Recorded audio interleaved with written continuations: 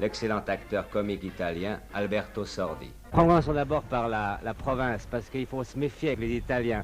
Vous dites, vous êtes italien, vous êtes napolitain, à ce moment-là, ça fait un drame parce que vous êtes de Rome. On vous dit, vous êtes romain, ça fait un drame parce que vous êtes napolitain. Alors, je ne voudrais pas faire de gaffe, alors prévenez-moi immédiatement. D'où venez-vous?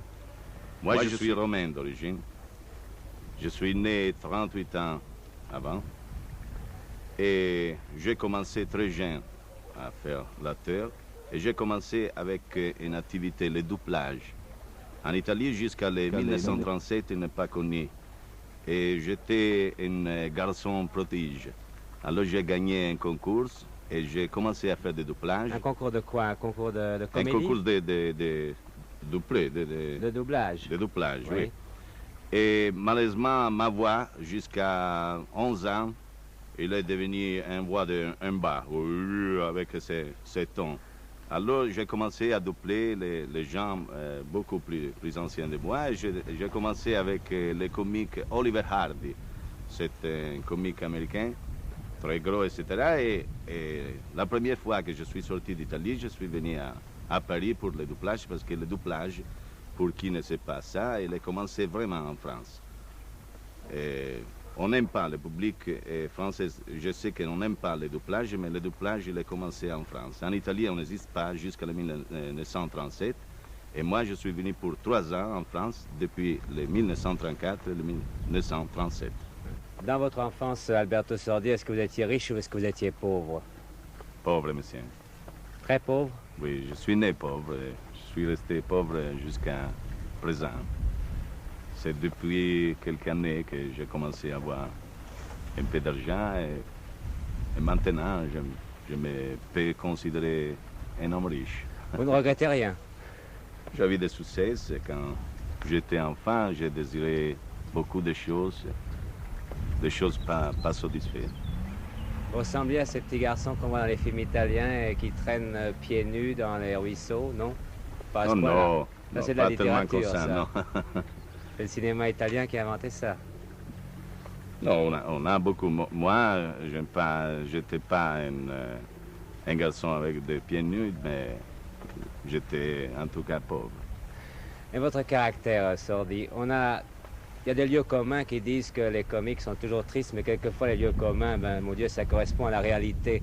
Alors, est-ce que vous êtes un comique gay ou un comique triste? Dans la vie? La vie, Ouais, bien je sûr. suis gay, oui. Comme nature, je suis gay. Oui, on a quelques moments de tristesse, mais ça, c'est une chose de cœur, sentimentale. Vous savez, je suis encore célibataire, alors quelquefois je suis triste parce que je n'ai pas encore trouvé la fin de mon cœur. C'est une très bonne façon de faire votre réclame, en tout cas. Bon, parlons de choses sérieuses. Votre dernier film, qui s'appelle La Grande Guerre, est un très très beau film et vous y jouez un rôle remarquable. D'autant plus remarquable, c'était un film très difficile à faire et pour un acteur à interpréter, puisqu'il s'agit de la guerre, une guerre que beaucoup de spectateurs ont faite et peuvent voir. Vous risquez de choquer les gens à tout moment. Alors non seulement vous jouez un comique pendant la guerre, mais vous jouez un lâche par-dessus le marché qui finit par devenir sympathique. Comment avez-vous fait pour agir avec le tact qui a été le vôtre? Moi, je fais beaucoup de personnages, je fais beaucoup de personnages pris dans la vie. Et quand j'interprète un personnage, je fais toujours ce que je sens. Et ce personnage de la Grande Guerre, c'est un personnage qu'on s'habille dans un uniforme. La seule faute de ça est que moi, je ne porte tellement bien l'uniforme. Et peut-être c'est un succès de la Grande Guerre, le personnage que j'ai interprété. Est-ce que vous avez été militaire? Est-ce que vous avez fait la guerre? Oui, j'ai fait les soldats dans l'orchestre militaire. Je joue les pianos. Et je suis contre la guerre, monsieur. Avec tout mon respect pour tout le monde qui a fait la Grande Guerre, mais je ne suis pas un militaire. Je pense comme ça, comme les personnages de ce film.